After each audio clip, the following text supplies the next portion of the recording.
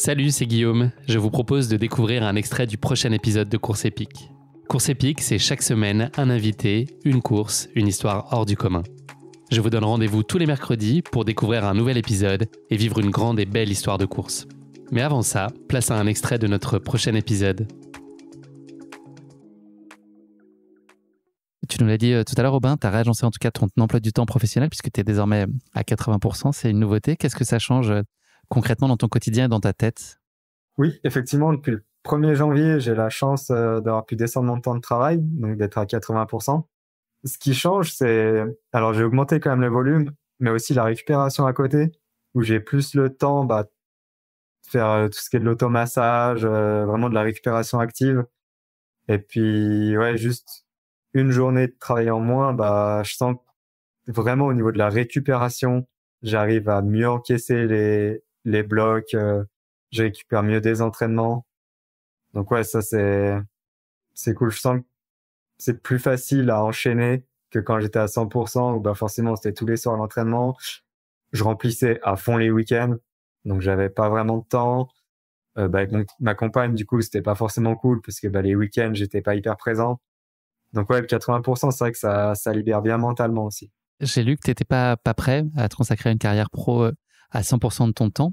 C'est quoi tes craintes par rapport à ça si demain tu devais complètement dropper toute carrière pro par ailleurs et te consacrer à un projet professionnel d'athlète d'ultra-trail? Ouais, j'ai ce problème, c'est peut-être de trop anticiper à chaque fois les choses. C'est que je me vois dans 10-15 ans, quand je pourrais plus courir, on va dire, on part du principe, j'ai eu de la chance, j'ai été athlète pro pendant 10 ans, ça a été génial, j'ai tout vécu. Et là, d'un coup, athlète pro en trail, tu gagnes juste de quoi vivre, on va pas se mentir, même les tout meilleurs, c'est pas des footballeurs. Donc forcément, quand ça s'arrête, faut se réorienter. Et je me vois mal retourner dans le monde du travail après 10 années sans avoir travaillé. Et je pars du principe que moi, mon premier objectif là, c'est vraiment de me retrouver à 50% le plus rapidement possible.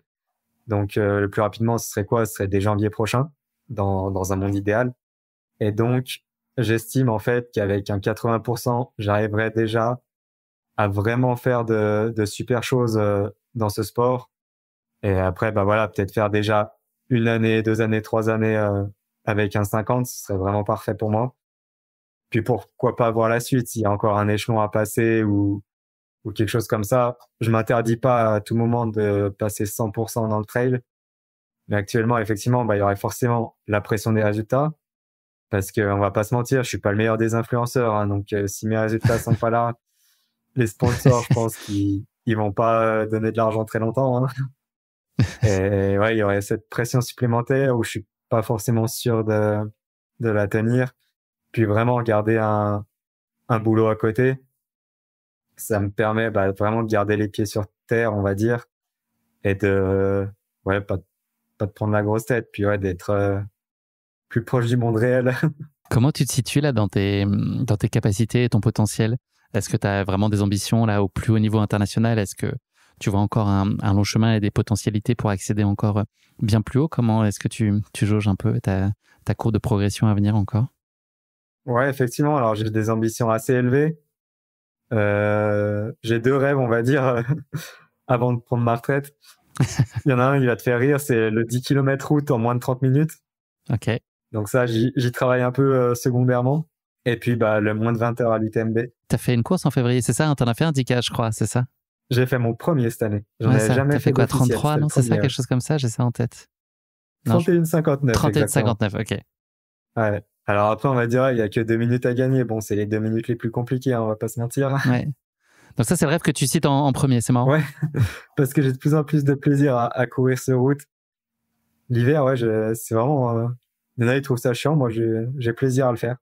Et donc, le deuxième, ouais, comme je disais, c'est les moins de 20 heures à l'UTMB.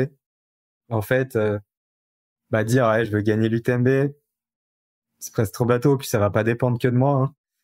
Hein. Si le sport se professionnalise plus rapidement qu'on l'imagine, je pense qu'on peut rapidement atteindre des chronos assez délirants et concrètement, j'aurai jamais ma chance pour le gagner. C'est pour ça que je préfère pas aller en chrono. Et donc, ouais, c'est Si un jour j'arrive à faire moins de 20 heures, même si, je sais pas, en 2030, je fais 19h50, que je suis 20e, bah moi, mon objectif sera totalement rempli. Alors ouais, ma place, elle sera moins bien qu'en 2024, mais bah le chrono, il sera juste dingue pour moi.